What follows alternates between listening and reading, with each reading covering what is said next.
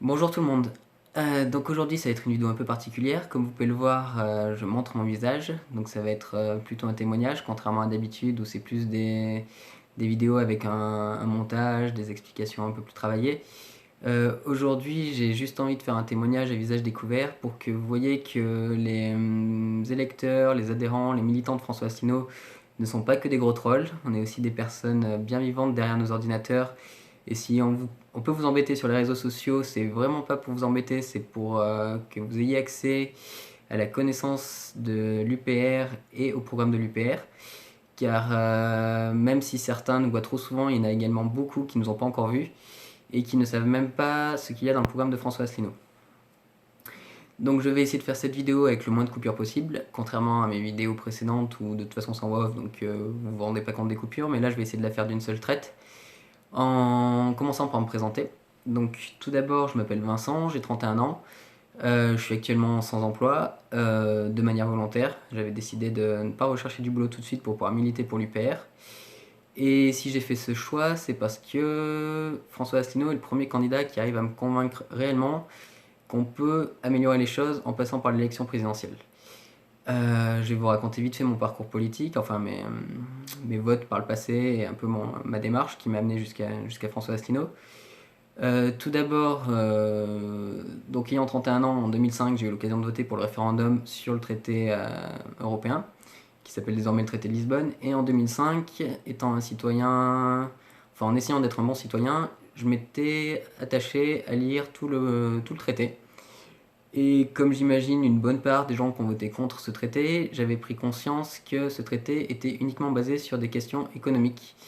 Faire du profit, améliorer le commerce international pour que les grosses entreprises puissent faire encore plus de profit. Et c'est absolument pas ce que j'attends de l'Union Européenne. Donc j'imagine que beaucoup de gens qui sont encore européistes ou se revendiquent européistes ne recherchent non plus pas ça dans l'Union Européenne. Mais comme ces gens-là, à l'époque, je me suis dit, bon, c'est pas grave, de toute façon, on a voté contre, donc il va pas passer, on va rester sur le traité de Maastricht. Et la prochaine fois qu'on va nous proposer un traité, ce sera probablement un traité plus social, un traité basé plus sur la culture, plus sur les échanges culturels, et donc beaucoup plus intéressant à mon avis. Cependant, comme vous avez pu le remarquer, en 2007, Sarkozy est arrivé au pouvoir, et comme il avait promis pendant sa campagne, il a fait passer le traité de Lisbonne en douce grâce aux parlementaires, qu'ils soient de gauche ou de droite, qu'ils soient socialistes ou républicains. Et nous nous retrouvons aujourd'hui avec un beau traité en deux parties, le TUE et le TUFE. Faut pas que je fasse comme Mélenchon quand même, le TFUE, qui donc sont une copie presque conforme du traité de 2005 que j'avais refusé par référendum. Donc je sais pas parmi vous s'il y en a qui avaient voté contre en 2005, j'imagine que oui vu qu'on était une majorité. Et ce jour-là, je me suis senti un peu enflé. Mais je me suis dit, c'est pas grave, je suis un électeur, donc à l'époque qui se considérait de gauche, je me considère toujours de gauche, mais maintenant je donne quelques nuances à ce critère.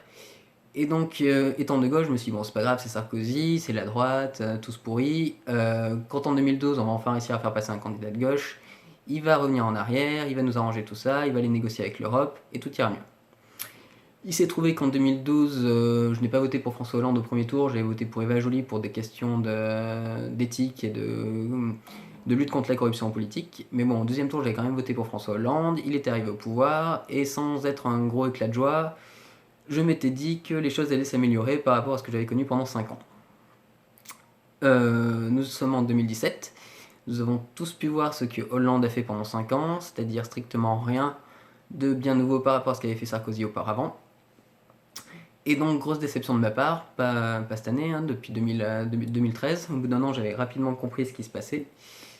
Et grosse déception de ma part, et là, gros rejet de la politique. Je me suis dit, bon, cette fois c'est fini, je vote plus, ils sont vraiment tous pourris, et comme beaucoup de gens encore à l'heure actuelle, j'avais du mal à envisager la politique avec des candidats autres que les grands candidats qu'on nous vend tout le temps, donc le candidat du Parti Socialiste, le candidat des Républicains, le candidat centriste, donc Bayrou ou Macron ou peu importe qui on nous propose, et les deux plus ou moins extrêmes. Il y en a qui vont dire que Mélenchon n'est pas d'extrême gauche, je suis plutôt d'accord, il va être de gauche radicale. Et en face, Marine Le Pen qui est d'extrême droite, et ça, je pense que, à part les électeurs du FN, tout le monde est à peu près d'accord. Donc voilà, ce choix politique entre 5 gros candidats, je n'arrivais pas trop à voir les alternatives possibles. En 2014, alors que j'étais étudiant en thèse, la cadence de travail m'a fait faire un burn-out. Et c'était une chance pour moi car j'ai eu 3 semaines d'arrêt et là j'ai eu le temps de me renseigner, de regarder des vidéos politiques. Comme beaucoup de gens d'ailleurs qui ont découvert l'UPR, je l'ai découvert sur internet. J'ai découvert les conférences de François Asselineau, j'ai étudié son programme. Et grosse surprise, contrairement à ce que je pensais, finalement il y a un petit espoir de changer les choses par l'élection présidentielle. Mais cet espoir réside dans le fait que les gens connaissent ce candidat. Donc depuis 2014, avec les 4000 adhérents qu'il y avait à l'époque, j'ai participé à faire connaître ce parti. J'ai découvert donc l'Union populaire républicaine pour les européennes. J'ai pas pu faire grand chose à ce moment-là, mais je les ai ensuite aidés pour les régionales. Et cette année, chose à laquelle je ne me serais jamais attendu, je suis devenu un militant très actif, j'ai collé des affiches dans toute ma ville, j'ai tracté, j'ai fait des actions comme j'ai pu pour faire connaître l'UPR, et chose encore plus incroyable, je vais me présenter aux législatives.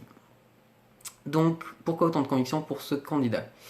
Si vous prenez le temps de le faire, et j'espère que vous prendrez le temps de le faire après ma vidéo, de regarder quelques conférences de 3 heures, vous aurez tout samedi pour regarder ces conférences.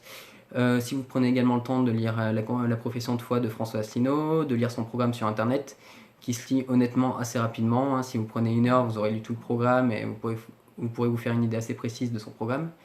Si vous faites tout ça, je pense que vous serez convaincu. Car d'après ce que j'ai pu voir depuis que je suis à l'UPR, et ça s'est vraiment tout le temps confirmé, hormis 2-3 exceptions, mais honnêtement, c'est dans la grande majorité des cas, la plupart des gens qui rejoignent l'UPR ne quittent plus l'UPR.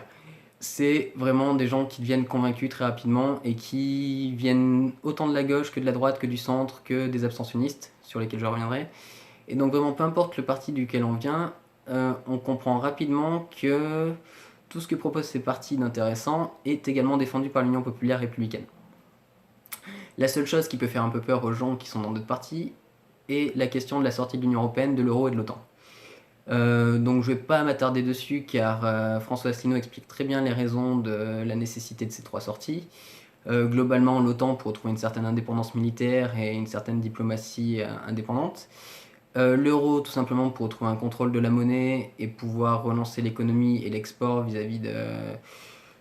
vis-à-vis d'autres pays comme l'Allemagne qui eux profitent bien de l'euro, mais malheureusement les pays du sud tels que l'Italie, l'Espagne, la France et d'autres pays n'en profitent absolument pas.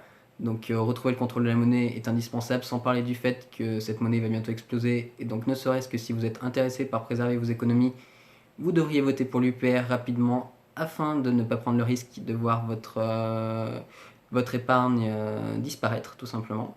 Surtout que vous devez savoir que l'Union européenne a fait voter une loi il y a quelques temps, un peu plus d'1 an je crois maintenant, qui permet aux banques de prélever sur vos comptes si jamais les banques devaient faire banqueroute. Donc je pense que ne serait-ce que pour cette raison, c'est une très bonne raison de quitter ce système très, très nocif. Et enfin la sortie de l'Union européenne, tout simplement parce que, comme vous devez le voir, Hollande, Sarkozy, c'était la même politique, tout simplement parce qu'ils se contentent d'appliquer les directives européennes. Donc François Asselineau a fait tout son possible pour vous avertir, les GOP, les grandes orientations de politique économique de l'Union européenne, vont nous emmener droit dans le mur, vont faire que le SMIC n'est pas prêt d'augmenter, que nos services publics vont continuer d'être démantelés, et tout simplement qu'on va perdre tous les acquis sociaux que nos grands-parents avaient défendus après la Seconde Guerre mondiale. Donc toutes ces raisons font que cette triple sortie est totalement nécessaire selon moi. J'espère vous en avoir convaincu, mais si vous ne l'êtes pas, allez voir le programme de François Asselineau, vous comprendrez encore mieux pourquoi. Et donc quand on comprend tout ça, on comprend que l'Union européenne c'est absolument pas quelque chose de clivant, qu'en sortir c'est quelque chose qui devrait nous rassembler, tout simplement parce que c'est la première étape pour ensuite obtenir plus de démocratie, une agriculture biologique, une préservation de l'environnement et toutes les choses bonnes que peuvent défendre des candidats comme Mélenchon, Hamon ou je ne sais qui, ou Macron, je ne sais pas s'il le défendrait réellement, mais qui dit qu'il va le défendre, etc. Toutes les bonnes idées des autres candidats sont défendues à l'Union populaire républicaine, mais nécessitent au préalable cette triple sortie. Donc voilà les raisons pour lesquelles je pense voter François Asselineau. Je suis quelqu'un de très attaché à la démocratie, et ça tombe bien car c'est parfaitement défendu à l'Union populaire républicaine.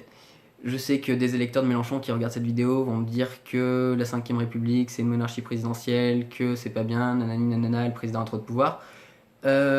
Pour moi, le président a également trop de pouvoir, mais l'UPR propose de diminuer les pouvoirs du président de la République.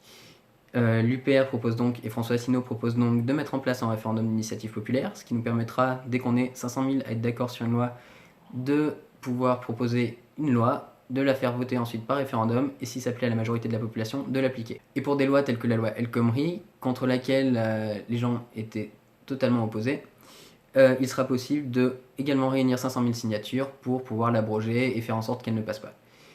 Donc voilà la première grande avancée démocratique que propose l'UPR. Il y a aussi toute une question sur le vote blanc.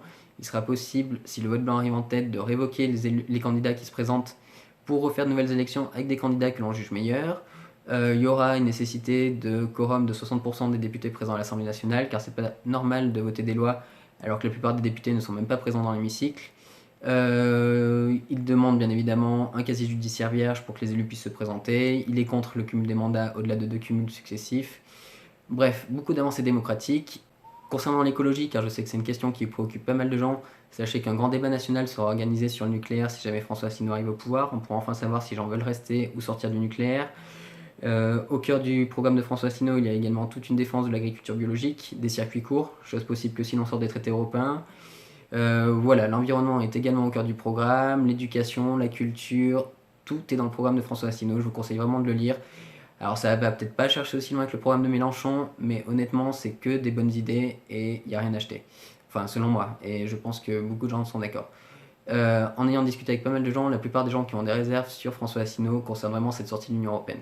À partir du moment où on a compris que cette sortie était nécessaire pour appliquer un programme, qu'il soit de gauche ou de droite, je pense qu'on n'a plus aucune réticence à voter François Asselineau. Une autre réticence est le faible nombre présupposé de personnes qui vont voter pour François Asselineau.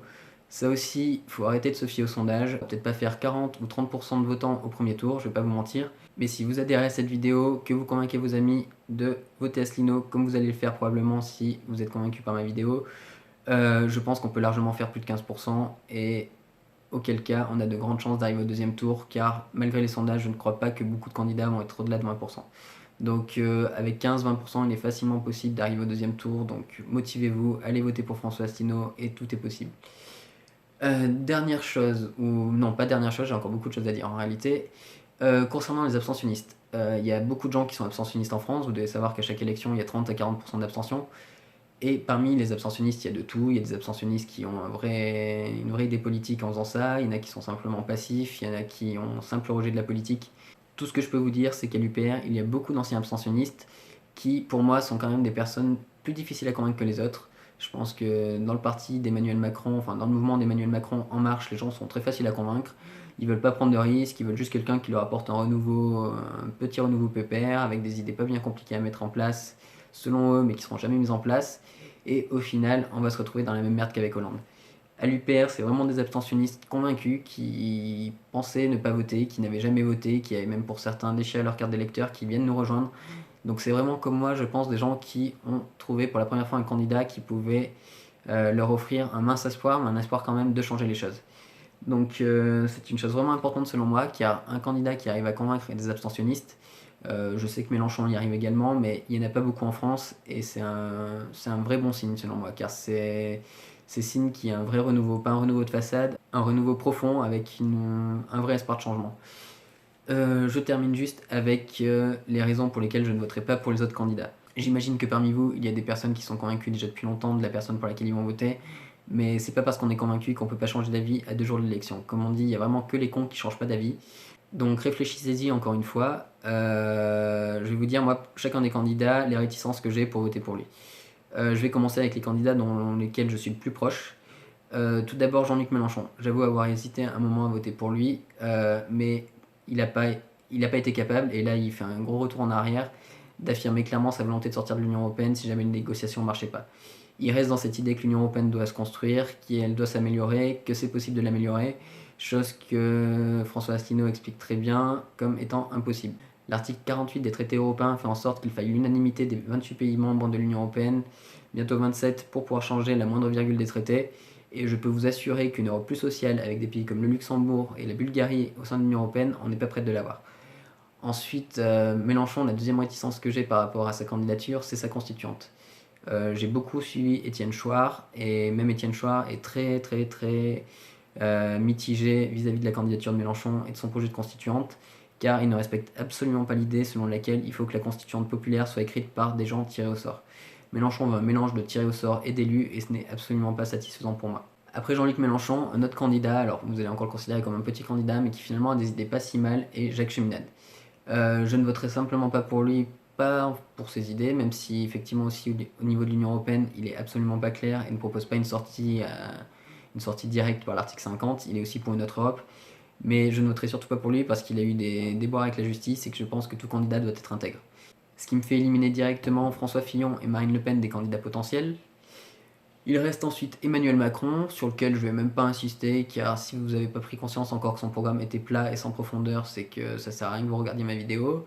Et Benoît Hamon, candidat pour lequel j'ai presque de la pitié. Honnêtement, j'ai voté socialiste à une époque et j'ai l'impression que c'est le dernier résistant socialiste de gauche, à part Gérard Filoche, au Parti socialiste.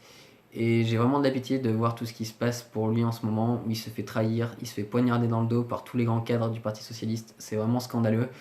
Et honnêtement, c'est triste pour lui qu'il fasse un si petit score, j'imagine, aux élections qui vont venir.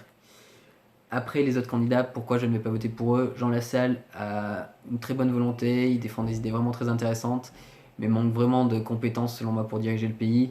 Tout comme Nathalie Arthaud et Philippe Poutou qui défendent des idées qui me tiennent à cœur également. Je suis pour une meilleure répartition des richesses, une démocratie plus directe, même au sein des entreprises. Et je pense que même si la lutte des classes est terminée à notre époque, on a d'autres problèmes. Maintenant, c'est plus un problème de libéralisme, un problème de démocratie.